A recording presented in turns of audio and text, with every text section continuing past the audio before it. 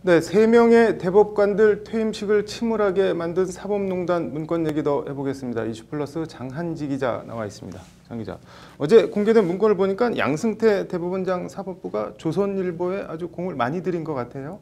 네, 그렇습니다. 추가 공개된 196개 파일 중에 제목에 조선일보가 직접적으로 언급된 파일이 모두 9건이나 되는데요.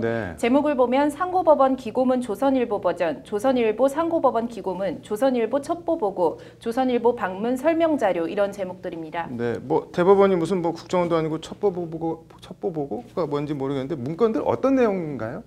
네, 먼저 2015년 2월 1일 작성된 상고법원 입법 추진 동역 부법 방안 검토 문건이라는 걸 보면요. 보수 언론의 일부 부정적 보도가 공식 입장으로 오인된다며 이진강 전 대한변호사협회장 등의 상고법원 찬성 기고문 게재를 추진한다고 돼 있는데요. 이후 실제 조선일보에 이전 회장 명의의 상고법원이 필요한 이유 칼럼이 올라옵니다.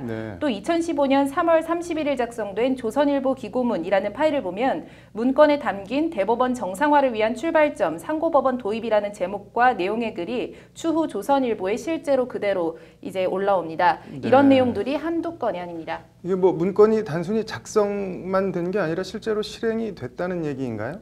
네, 그렇습니다. 화면을 조금 보실까요?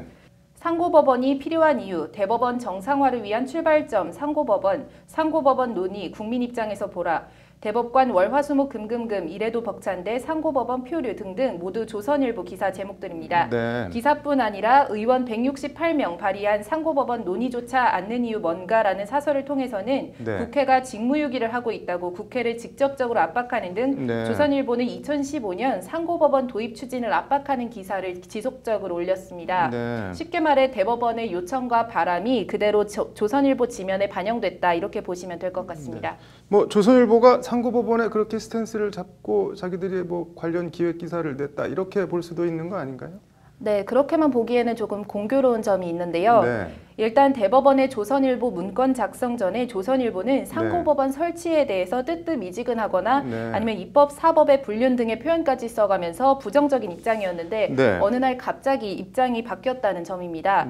관련해서 앞서 말씀드린 조선일보 첩보보고 문건을 보면요. 최유력 언론사, 조선일보를 지칭하는데요.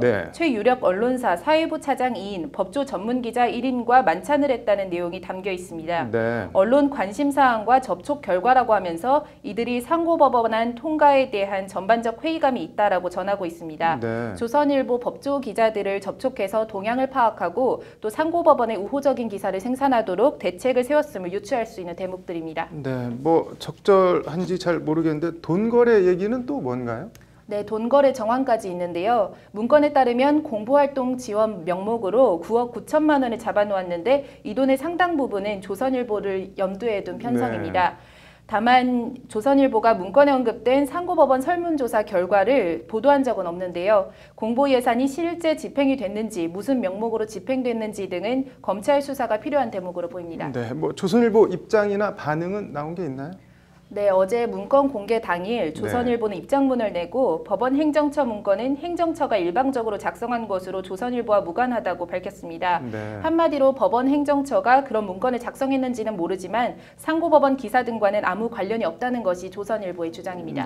네, 뭐 양승태 사법부의 조선일보에 대한 짝사랑이었는지 아니면 뭐 실체가 있었는지는 모르겠지만 아무튼 양 대법원장 상고법원 설치 결국 헛꿈 일장춘몽으로 끝난 것 같네요. 오늘 잘 들었습니다.